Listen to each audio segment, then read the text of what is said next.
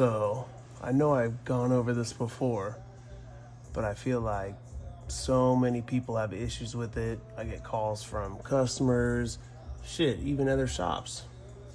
Even other shops that now talk shit about me. But that's neither here nor there. Basically, it's about installing automatic transmission and converter. So I just wanted to go over, I think 3 of the most important things. So number 1,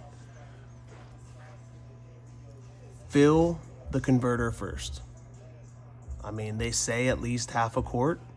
If you can get a full quart in there, 2 quarts, whatever, I mean, the more the merrier. Worst thing it's going to do is create a mess when you're getting the converter onto the input shaft. If you're having trouble having it fully seat all the way, you can kind of pull it back out, try again. There's a little O-ring on the input shaft, either green or orange. You could lube it up with some type of super lube, dielectric, grease. I mean, really any type of, you can use Vaseline, trans fluid, it doesn't matter. Just keep it from ripping. That whole thing of 3 clicks, sometimes that's true. Sometimes you don't really feel a full 3 clicks. The best thing to just make sure it's fully seated is as you're coming up to having the transmission mounted, just always make sure it can spin. That's gonna be the best rule of thumb, is always make sure the converter can spin as you're getting close. You know what I mean? I'm not saying you have to constantly spin it, spin it, but as you're getting close, you're closing that gap between the back of the block and the bell housing. You could just make sure it spins. That way, you're not having an issue with your pilot or your pads, because if you try to pull the transmission to your engine with the bolts, you can ruin your thrust bearing in your motor, the pump and the tranny. You can ruin both tranny and motor in a few seconds, and you're not going to be happy. So that's kind of a 2-part. Number 1, make sure your converter can spin. Make sure you fill your converter, because it's like an oil filter. It's the first thing the pump drinks from, so you don't want it to be empty. Number 2, the spacing. A lot of people get this confused, and it's super simple, and you can do it more technical than this, but all you need, drill bits, 1/8, 3/16. You don't want a tighter gap than 1/8. You don't want a larger gap than 3/16. It's that simple. Really.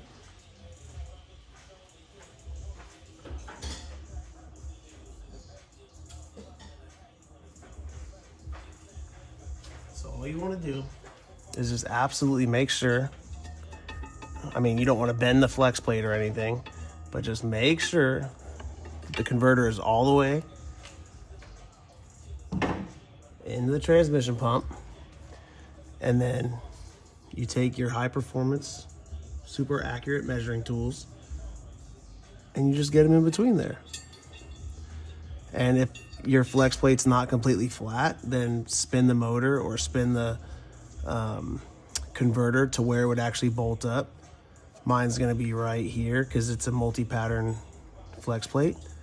And as you can see, this is actually perfect. It fits 1/8 perfect. If I try to go 3/16, there's no way. But let's just say, this was your gap here, right? This is super exaggerated, but basically what you would have to now do is fill this area with washers, aka shims, up until at least that point where only this can fit. You can even go a little bit more where only this can fit,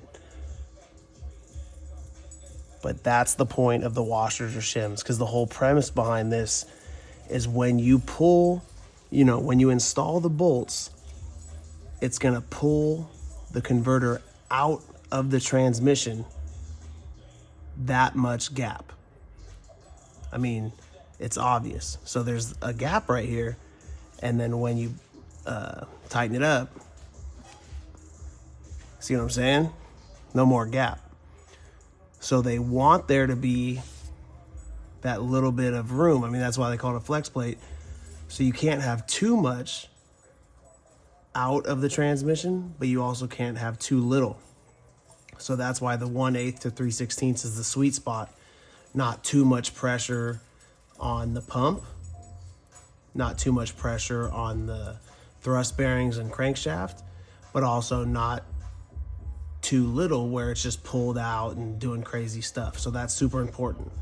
You can use feeler gauges. I mean, a mic, you can get all crazy, but everybody's got drill bits. Super simple.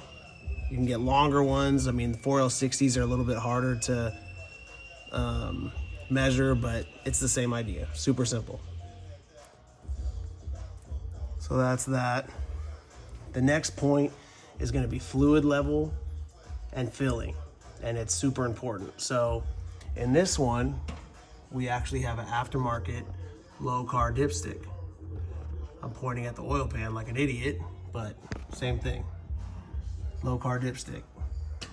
And you'd think, oh, why does it matter? Well, it actually does matter. It's super important. And here's why.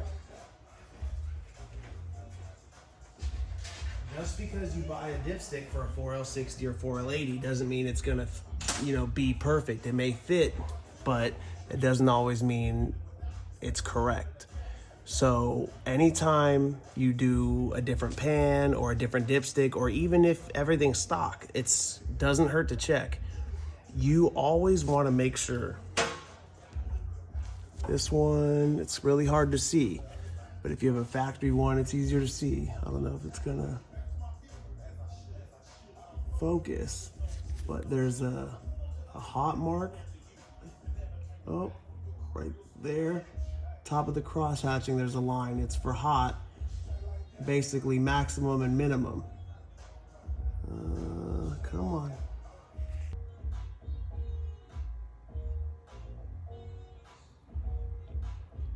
You can kind of, and we lost it. Well, you get the point. There's a top line and bottom line. It's upside down, so it'd be like this. But you want to make sure that your top line here, whether it says hot or maximum, that needs to be with a straight edge. You need to check that.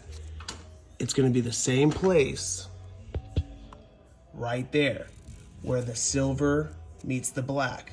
In other words, where the pan meets the case. That is always where, when it's running, that is your full mark. When it's off, the fluid goes way higher than that.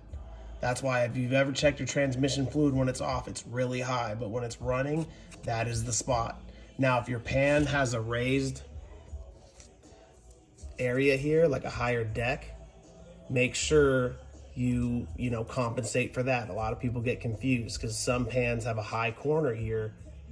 So, measure for that, measure the difference. But this is super important because if you have a dipstick that is lower, if it's down here, the fluid's only here instead of here, you're like, oh yeah, it's got enough fluid, you're burning up that trans. So just be careful. And lastly, first startup. You filled up your converter with half a quart, 2 quarts. Now everything's buttoned up, you're ready to go. You're filling up your transmission. You want to get 8 to 10 quarts in your transmission. The worst thing that's going to happen is it starts to overfill out of the vent tube. And then all you need to do at that point is just start it, and it's going to fill up, all the crevices and everything, and then add a couple more quarts. You always want to get that minimum amount in there before starting it, and make sure it's the right level before driving it. That is the worst thing you can do on a transmission, is not fill the converter and only put a couple quarts in it and start it and or drive it. Worst case, it's got too much fluid. It'll puke out on its own, or then you just retrieve some of it through the dipstick or drain. But all this can just save you so much headache, so much money. So that's pretty much the